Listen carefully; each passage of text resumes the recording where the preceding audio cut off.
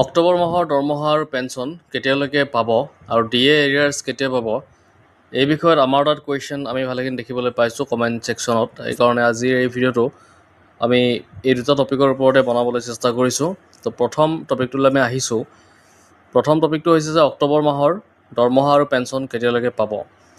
যিহেতু আপোনালোকে গম পায় আজি হৈছে 25 অক্টোবৰ আৰু 25 অক্টোবৰ চতুৰ্থ শনিবাৰ আৰু চতুৰ্থ শনিবাৰ হোৱাৰ বাবে বেংক বন্ধ থাকিব আৰু অহাকালি যিহেতু 26 তাৰিখ কিন্তু 26 তাৰিখেও আপোনাৰ ৰবিবাৰ আছে যিটো বন্ধ আছে। গতিকে 25 আৰু 26 তাৰিখ আপোনালোকৰ যিহেতু বন্ধ আৰু সেইকাৰণে যিসকলৰ 24 তাৰিখ সোমালেই কিন্তু 25-26 অৰ্থাৎ আজি আৰু অহাকালি আপোনালোকৰ পেঞ্চনখিনি নহ'ব।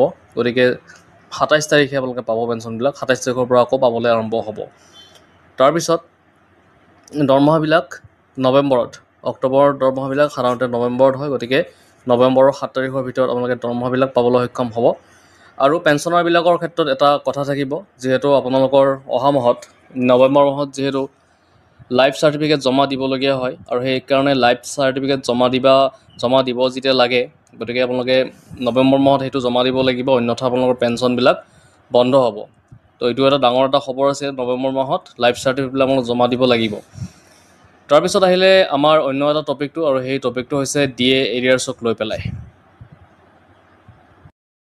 আমি দ্বিতীয় টপিকটোলৈ আগবঢ়াৰ আগতে এটা সৰু অনুৰোধ আপোনালোকলৈ থাকিলে, যদি আপোনালোকে চেনেলটোত পোনপ্ৰথমৰ বাবে ভিজিট কৰিছে তেতিয়াহ'লে চেনেলটো ছাবস্ক্ৰাইব কৰি ৰাখিব, এনেধৰণৰ খবৰবিলাক আগলৈকে পাই থাকিবৰ কাৰণে। এতিয়া হওক, আমি যি ডিএ এৰিয়াৰ্ছৰ কথা বহুতে সুধি আছিলে, পেঞ্চনাৰ, ফেমিলি পেঞ্চনাৰ বা কৰ্মচাৰী, তেওঁলোকৰ কাৰণে ডিএ এৰিয়াৰ্ছৰ খবৰটো এইটোৱে যে তেওঁলোকৰ জুলাই, আগষ্ট, ছেপ্টেম্বৰ এই তিনিটা মাহৰ যিহেতু তেওঁলোকে এৰিয়াৰ পাব আৰু এই এৰিয়াৰ টকাকেইটা আপোনালোকে ডিচেম্বৰ, জানুৱাৰী, ফেব্ৰুৱাৰী এই তিনিটা কিস্তিত পাব। অৰ্থাৎ ডিচেম্বৰৰ পৰা আৰম্ভ কৰি মানে জুলাই মাহৰ পইচাটো আপোনালোকে ডিচেম্বৰত পাব এৰিয়াৰ টকাখিনি।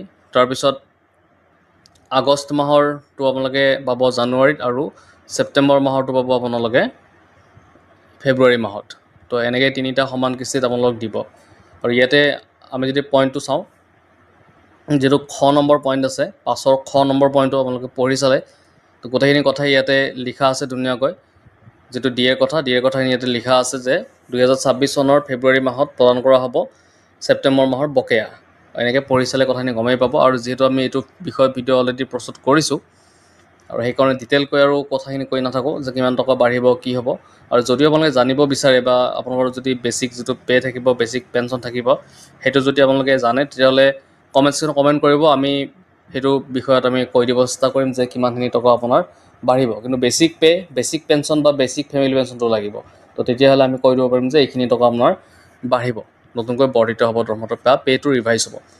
তো এইটোৱে আছিলে আজিৰ ভিডিঅ'। যদি ভিডিঅ'টো ভাল লাগিছে লাইক, শ্বেয়াৰ, ছাবস্ক্ৰাইব এটা কৰি দিব।